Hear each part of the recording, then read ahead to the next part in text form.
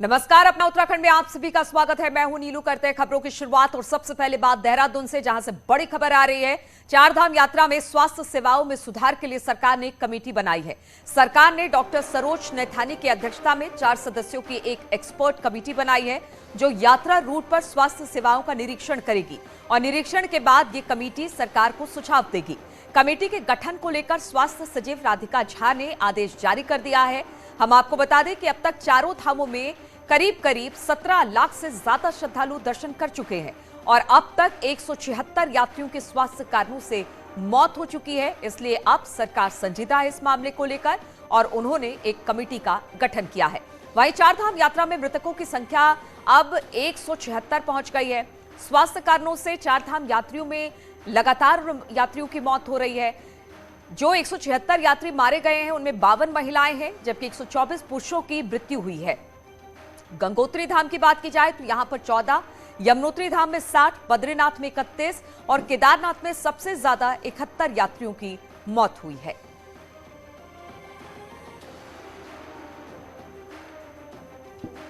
तो हम आपको बता दें कि लगातार चारधाम यात्रा चल रही है, लेकिन स्वास्थ्य कारणों से मौतें भी हो रही है। 176 मौतें अब तक हो चुकी हैं, जिसमें महिलाएं और पुरुष दोनों शामिल हैं। हालांकि अब इसको लेकर स्वास्थ्य विभाग की तरफ से एक कमेटी का गठन कर दिया गया है और बताया जा रहा है ये कमेटी अपनी रिपोर्ट सरकार को सौंपेगी, जिसके आधार पर यह देखा जाएगा कि कमी कहां रह गई है।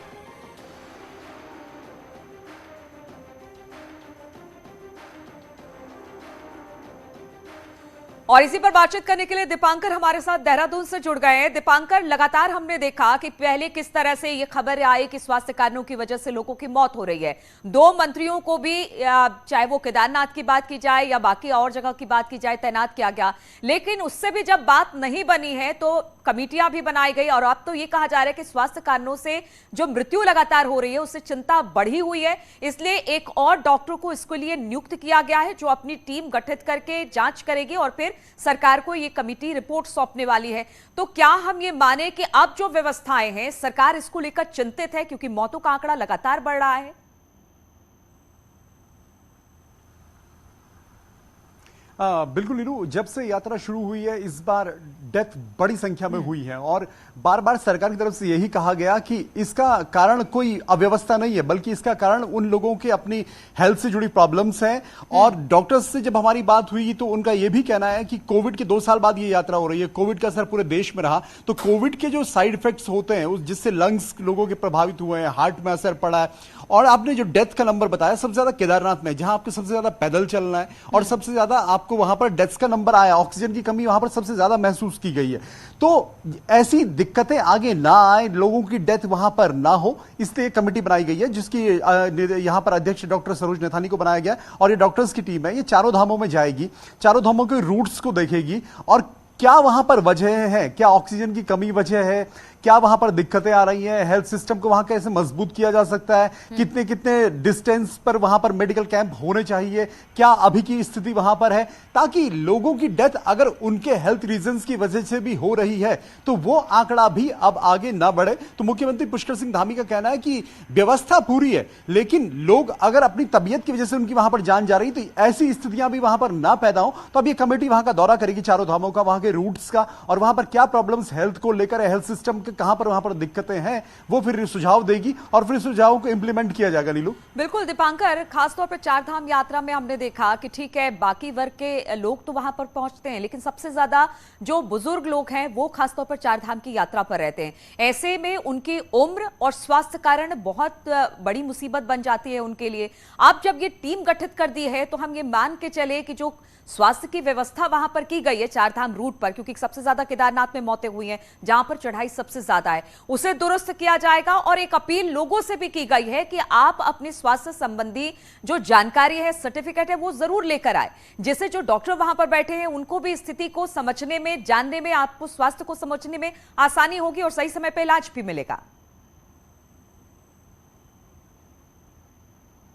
बिल्कुल लीलू, अब से लगभग 10 दिन या हफ्ते भर पहले की बात है, जब मुख्यमंत्री ने पूरी समीक्षा की थी, तब उन्होंने भी ये बात कही थी कि जो भी यात्री चार धाम में आ रहे हैं और जिनकी तबीयत सही नहीं है, जो उम्र दराज हैं, सीनियर सिटीजन्स हैं और अभी भी जिनकी डेथ हुई है, ज्यादातर नंबर 50 साल से ज्यादा उम्र के लोगों का है, उनसे ये एक जेन्युइन अपील ये की गई थी कि आप अगर आते हैं और आपकी तबीयत खराब है, आपको नहीं लगता कि आप यात्रा करने की स्थिति में नहीं है, तो आप वहां से यात्रा करने से बचे। दूसरी बात यह कि आप किसी प्रॉब्लम से पहले से अगर जूझ रहे हैं, हार्ट की, लंग्स की या मेंटल किसी तरह की प्रॉब्लम की, ऑक्सीजन से आपको कमी से आपको किसी तरह की दिक्कतें होती हो, तो आप खुद ही सतर्कता बरतें। और अभी मैंडेटरी नहीं है कहीं पर भी हेल्थ रिपोर्ट, लेकिन हां, अगर ये टीम सर्वे करके आती है और ये लगता है कि मैंडेटरी होनी चाहिए एक स्थिति में रिपोर्ट वहां पर, तो वो एक आगे की व्यवस्था सरकार उसमें क्या कहेगी क्या नहीं कहेगी वो आगे की बात है। लेकिन हां, अपनी हेल्थ को लेकर आपको भी कॉन्शियस होना होगा और सरकार भी नहीं चाहती कि डेथ होने की वजह से मैसेज खराब हो। बिल्कुल, तो सरकार भी यही चाहती है कि देखिए, अगर आप चारधाम यात्रा के लिए पहुंच रहे हैं तो बिल्कुल सुरक्षित तरीके से अपनी यात्रा को पूरा करें और घर वापस लौटे। इसलिए ये तमाम कवायद है। इसलिए जो श्रद्धालु वहां पर पहुंच रहे हैं, जिनको कुछ मेडिकल प्रॉब्लम है, वो भी इसका खास ख्याल रखें। बहुत बहुत शुक्रिया आपका दीपांकर हमारे साथ जुड़ने के लिए। और उपचुनाव में जीत के बाद पहली बार मुख्यमंत्री पुष्कर सिंह धामी हरिद्वार दौरे पर रहेंगे। यहां पर सीएम धामी कनखल के जगत गुरु आश्रम में पहुंचेंगे। शंकराचार्य राज राजेश्वरम से मुलाकात भी करेंगे। मुख्यमंत्री धामी के सुबह 11 बजे हरिद्वार पहुंचने का कार्यक्रम भी रखा गया है। तो मुख्यमंत्री आज 11 बजे पहुंचने वाले हैं।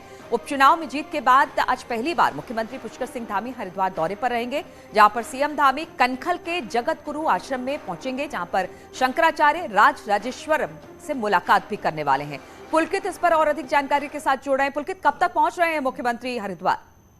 देखिए, मुख्यमंत्री के पहुंचने का समय 11 बजे बताया जा रहा है। 11 बजे अब से आधे घंटे बाद मुख्यमंत्री हरिद्वार पहुंचेंगे और 1 घंटे का समय जो है आरक्षित रखा गया है आश्रम में शंकराचार्य राज राजेश्वर आश्रम से मुलाकात के लिए। तो उपचुनाव में जीत के बाद मुख्यमंत्री पहली बार पहुंच रहे हैं और अक्सर मुख्यमंत्री राज राजेश्वर आश्रम जो शंकराचार्य हैं उनसे मुलाकात करने के लिए, उनसे आशीर्वाद लेने के लिए पहुंच रहते हैं। अब से आधे घंटे बाद मुख्यमंत्री पहुंचेंगे और प्रशासन की ओर से भी इनके लिए पूरी तैयारी की गई है, क्योंकि आज हरिद्वार में बड़ा गंगा दशहरा का स्नान चल रहा है। आज काफी ट्रैफिक, काफी भीड़ भाड़ है शहर में, इसलिए प्रशासन के लिए इसके लिए खास तैयारी की गई है और मुख्यमंत्री के दौरे को लेकर प्रशासन पूरी तरह से मुस्तैद। जी ठीक है पुलकित, बहुत बहुत शुक्रिया आपका जानकारी देने के लिए। और हल्द्वानी में 2 दिन तक चले बीजेपी प्रदेश कार्य समिति की बैठक अब खत्म हो चुकी है, जिसमें तमाम दिग्गज नेताओं ने शिरकत की। सीएम धामी से लेकर सभी नेता मौजूद रहे और कार्यकर्ताओं को संगठन की मजबूती के लिए टारगेट सेट किया। पहले निकाय चुनाव, फिर पंचायत और फिर लोकसभा चुनाव में बीजेपी की जीत के लिए खास रणनीति तैयार की गई है। इस कार्य समिति में खास तौर पर प्रधानमंत्री मोदी की 8 साल की सरकार को विकास के लिए धन्यवाद दिया गया। साथ ही 2024 के चुनाव में 93% वोट हासिल कर जीतने का भी टारगेट रखा गया है। सीएम धामी ने कार्यकर्ताओं को संबोधित करते हुए कहा कि राज्य में पार्टी की ओर से उनकी जीत प्रधानमंत्री मोदी की जीत है। कार्यकर्ताओं की वजह से ये जीत मिली है और जो असंभव था वो करके दिखाया है।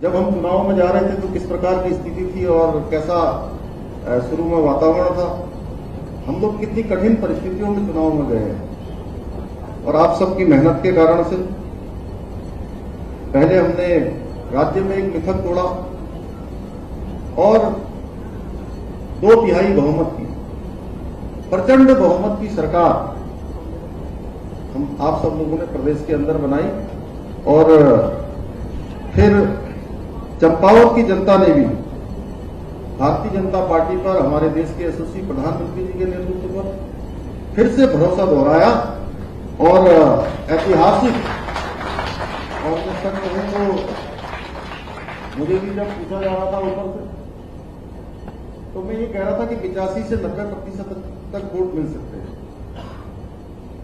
और जब ये 93% और 94% तक पहुंच गया तो निश्चित रूप से मैं उसके लिए आप सब कार्यकर्ताओं की मेहनत का ही परिणाम इसको मानता हूं। और बीजेपी अगले 3 महीनों में उत्तराखंड के भीतर किस तरह से और खुद को मजबूत करेगी, इसकी पिच बीजेपी ने अपनी 2 दिनों की कार्यसमिति की बैठक में तैयार कर ली है।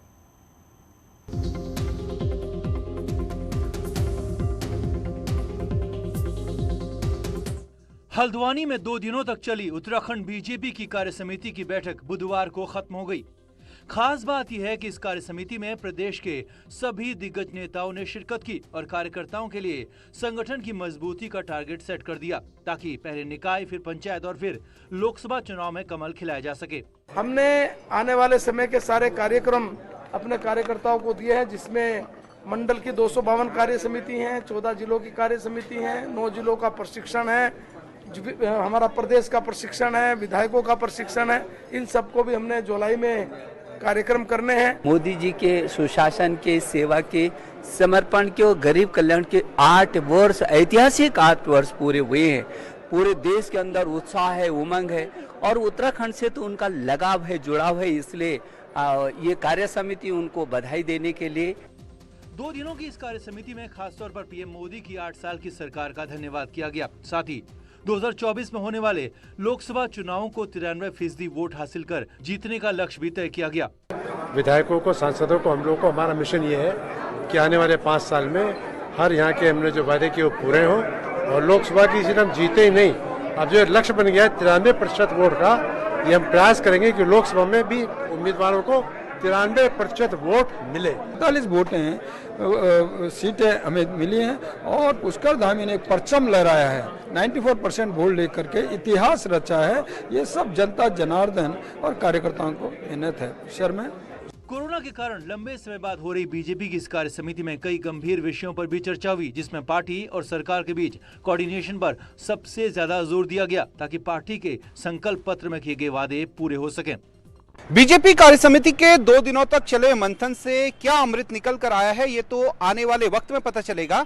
लेकिन अभी फिलहाल इतना जरूर है कि बीजेपी कार्यकर्ताओं को आने वाले वक्त के लिए बहुत ज्यादा काम मिल चुका है। शैलेंद्र नेगी, न्यूज़ 18, हल्द्वानी।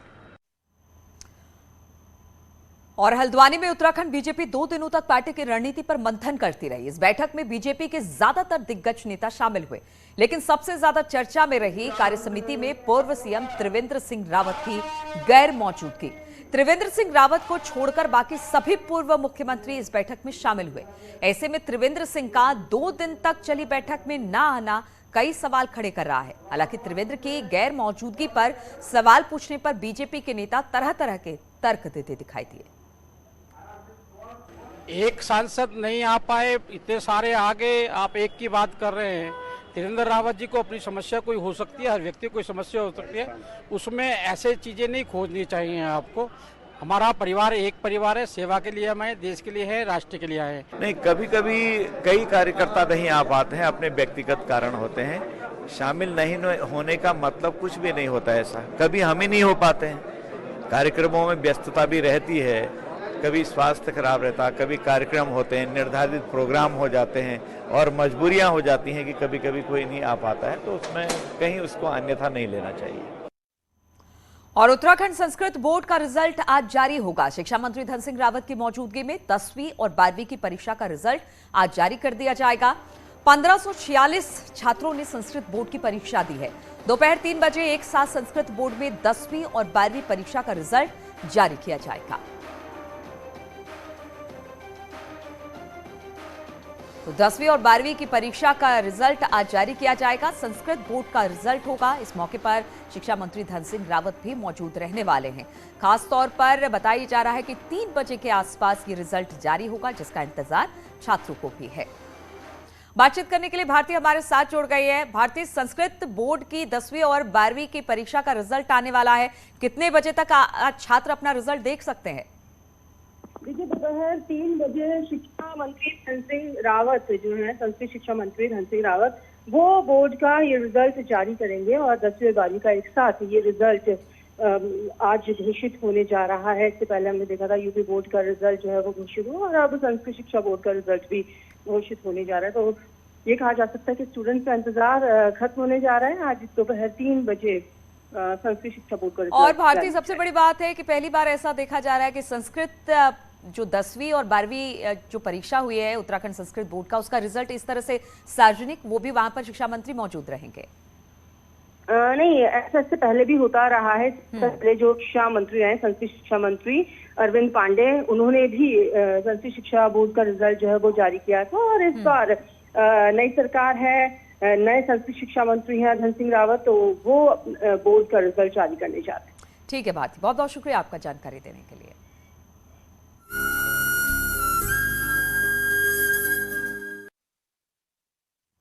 और मां गंगा का अवतरण दिवस यानी कि गंगा दशहरा का पर्व आज देश भर में धूमधाम के साथ मनाया जा रहा है। गंगा दशहरे के मौके पर हरिद्वार में हर की पैड़ी पर गंगा स्नान के लिए श्रद्धालुओं की भारी भीड़ उमड़ रही है। सुबह से श्रद्धालु की हर की पैड़ी पर पहुंचकर आस्था की डुबकी लगा रहे हैं। शाम तक लाखों संख्या में श्रद्धालु यहां पर पहुंचने का अनुमान जताया जा रहा है। प्रशासन की ओर से भी सुरक्षा व्यवस्था यहां पर चाक चौबंद की गई है। 500 से अधिक पुलिसकर्मी और अधिकारी सुरक्षा व्यवस्था में लगे हुए हैं।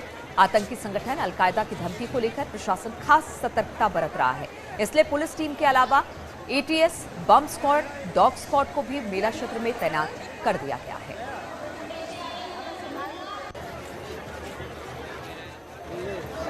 बड़ौदा से गुजरात से आए हैं, घूमने के लिए आए थे, पर अचानक ही हमको गंगा दशमी का मौका मिला स्नान करके। बहुत खुशी हुई। भाई बहन, पापा के घर से पापिया वगैरह हम बच्चे साथ में आए, बहुत आनंद आया। गंगा दशहरा के पर्व पर हरिद्वार में हर की पैड़ी पर श्रद्धालुओं का जमावड़ा लगा हुआ है। सुबह से ही श्रद्धालु हर की पैड़ी पर स्नान करने के लिए पहुंच रहे हैं। तस्वीरें हम आपको दिखाना चाहेंगे किस तरह से श्रद्धालुओं की भारी भीड़ यहां पर उमड़ी हुई है और सभी गंगा घाटों पर लोग जो है गंगा में आस्था की डुबकी लगा रहे हैं और पुण्य प्राप्त कर रहे हैं। गंगा दशहरा स्नान का खास महत्व बताया जाता है। यूँ तो हरिद्वार में साल भर कई बड़े गंगा स्नान आते हैं, लेकिन गंगा दशहरा पर मां गंगा का अवतरण माना जाता है, इसलिए हरिद्वार में गंगा दशहरा के स्नान पर खासी भीड़ उमड़ी हुई है। प्रशासन ने इसके लिए पहले से ही तैयारियां कर रखी थी, इसलिए सुरक्षा व्यवस्था के व्यापक इंतजाम यहां पर किए गए हैं। कुल 500 से अधिक पुलिसकर्मी और अधिकारी सुरक्षा व्यवस्था में तैनात किए गए हैं। अभी हाल ही में एक आतंकी संगठन के द्वारा देश के कुछ स्थानों पर आतंकी घटनाएं करने को लेकर धमकी भी दी गई थी, उसके चलते प्रशासन पूरी तरह से मुस्तैद है और यहाँ मेला क्षेत्र की सभी गतिविधियों पर पूरी तरह से बम स्क्वाड, एटीएस और अन्य डॉग स्क्वाड आदि के माध्यम से पूरी तरह से यहाँ पर नज़र रखी जा रही है और चप्पे चप्पे पर पुलिस प्रशासन की नज़र यहाँ पर बनी हुई है। न्यूज़ 18 पुलकित शुक्ला, हरिद्वार। और गंगा दशहरे पर त्रिवेणी संगम में आस्था की डुबकी लग रही है। बड़ी तादाद में चारधाम यात्रा और तीर्थयात्री ऋषिकेश पहुंचकर संगम पर डुबकी लगा रहे हैं। हालत यह है कि ऋषिकेश के सभी गंगा घाट तीर्थयात्रियों और श्रद्धालुओं से भरे हुए हैं। वहीं जोशीमठ में आज के पावन दिन को गंगा दशहरा के रूप में मनाया जाता है और बद्रीनाथ धाम में सुबह से ही गंगा स्नान करने वाले भक्तों का तांता लगा हुआ है।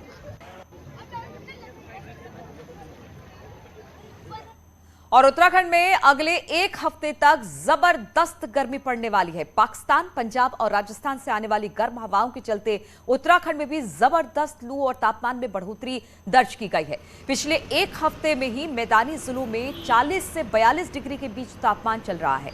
मौसम विज्ञान केंद्र के निदेशक के मुताबिक 14 तारीख तक तपती गर्मी से लोगों को राहत नहीं मिलने वाली है, जबकि 11 और 12 तारीख के बीच उमस भरी गर्मी लोगों को और परेशान कर सकती है। 15 तारीख के बाद से टेम्परेचर में थोड़ी गिरावट देखने को मिल सकती है। उसके बाद प्री मॉनसून एक्टिविटी के चलते हल्की बारिश के आसार दिखाई दे रहे हैं। और पहाड़ों में लगातार गर्मी बढ़ती चली जा रही है। गर्मी बढ़ने के साथ ही तापमान में भी वृद्धि दर्ज की जा रही है। 7 डिग्री न्यूनतम तापमान पहाड़ों में बढ़ गया है, जिससे पहाड़ तपने लगे हैं। तो वहीं जंगलों में लगी आग भी लोगों के लिए मुश्किलें पैदा कर रही है। पहाड़ में आग लगने से धुआं फैल गया है, जिससे उमस भरी गर्मी और ज्यादा बढ़ गई है। सुबह से लेकर शाम तक लगातार गर्मी पड़ रही है, जिससे लोग घरों से बाहर निकलने से बच रहे हैं। वहीं बद्रीनाथ धाम में भी लगातार तापमान में बढ़ोतरी देखी जा रही है। बद्रीनाथ धाम में दोपहर का तापमान 22 डिग्री तक पहुंच गया है। पिछले महीने की अपेक्षा ये महीना बहुत ही ज़्यादा गर्म है। इस समय पहाड़ों में जो नॉर्मल गर्मी पड़ती है उससे कुछ ज़्यादा ही गर्मी पड़ रही है, जिससे हमारे पानी की कमी हो गई है और जंगल, हमारे सारे जंगलों में इस समय आग लगी हुई है। इसलिए धुएं से भी परेशानी हो रही है और ज़्यादा गर्मी से भी परेशानी हो रही है। और उत्तरकाशी में कोरोना के 2 साल बाद पर्यटन व्यवसाय फिर से रफ्तार पकड़ने लगा है। बड़ी तादाद में पर्यटक जनपद की तरफ रुख कर रहे हैं। हिमालय हाइकर्स के माध्यम से पंजाब, चंडीगढ़, बंगाल, केरल और कर्नाटक के पर्यटकों का 9 सदस्यीय दल समुद्र तल से 5320 मीटर की ऊंचाई वाले लमखागा छितकुल दर्रे को 7 दिनों में सफलतापूर्वक पार कर चुका है। और अगर आप गर्मी से परेशान हैं और नैनीताल ठंडी आबोहवा के लिए जा रहे हैं तो गर्मी से ज्यादा यहां जाम आपको परेशान कर सकती है। नैनीताल में पर्यटकों के दबाव में पुलिस की सभी व्यवस्थाएं अब ध्वस्त हो गई हैं, तो आम शहरी से लेकर पर्यटक तक जाम के झाम से परेशान हैं।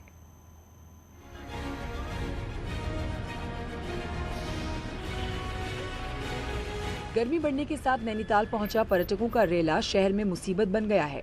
नैनीताल शहर की सड़कें जैम है तो आम आदमी सड़क पर चल ही नहीं सकता। चीना बाबा चौराहा हो या फिर पंत पार्क मस्जिद चौराहा, सभी जगहों पर सुबह से ही जैम लग रखा है और रात होते होते लोगों की परेशानी बड़ी हो जाती है। हालत ये है कि शहर में जैम होने के बाद भी रूसी बाईपास और नारायण नगर से जिन पर्यटकों की होटलों में बुकिंग और पार्किंग नहीं है उनको भी छोड़ दिया जा रहा है। ठीक सीजन में ध्वस्त हुई पुलिस प्रशासन की व्यवस्थाओं से पर्यटक बेहद परेशान हैं। वहाँ पे पुलिस वाले इशारा कर देते हैं कि इस तरफ से ना जाके आप इस तरफ से जाइए, फिर आगे वहाँ हम 15 किलोमीटर और चलते हैं तो आगे जाके पता चलता है पुलिस वाले फिर इशारा करके कह रहे हैं कि और इस तरफ से ना जाके इधर से जाइए। वहाँ से फिर हम उस पर गूगल पे चेक कर रहे हैं, फिर 15 किलोमीटर दिखा रहा है। लास्ट में हमने फिर पुलिस वालों से भैया बताओ तो सही है क्या चक्कर है, ये 15-15 किलोमीटर हमें घुमा रहे हो आप लोग। दरअसल पुलिस और जिला प्रशासन ने जाम के झाम से बचाने के लिए बैठक कर निर्देश दिए जरूर, लेकिन खुद अमल नहीं कर सके, जिसका असर ये हुआ कि नैनीताल में सीजन के दौरान पुलिस से लेकर जिला प्रशासन की व्यवस्थाएं फेल हो गईं। वहीं पार्किंग नहीं मिलने से पर्यटकों को भी दिक्कतें हो रही हैं। बावजूद इन सब के पुलिस अपनी कमियां छुपाने में लगी है। बिल्कुल हम जाम की समस्या से तुरंत निजात दिलाने वाले, आज इसी के लिए ये निरीक्षण किया जा रहा है। फोर्स का भी एक्स्ट्रा डिप्लॉयमेंट होगा, तो व्यवस्थाएं और चुस्त दुरुस्त करने की जो है जल्द से जल्द प्रयास किए जा रहे हैं। और इसके अलावा कुछ सेंसिटिव पॉइंट्स पे कैमरेज भी लगाए जा रहे हैं ताकि आने जाने वालों की जो यहाँ संवेदनशीलता है वो रिकॉर्ड हो, कौन आ रहा है, उनके नंबर प्लेट्स, कितनी गाड़ी आई, कोई क्राइम के हिसाब से। बहरहाल इस बीच आप अगर नैनीताल आ रहे हैं तो सोच समझ कर आएं, क्योंकि यहाँ मस्ती से ज्यादा प्रशासन की अव्यवस्थाओं की मार पड़ सकती है। न्यूज़ 18 के लिए नैनीताल से वीरेंद्र बिष्ट की रिपोर्ट। और रुकेंगे आप छोटे से ब्रेक के लिए, जल्द हाजिर होंगे।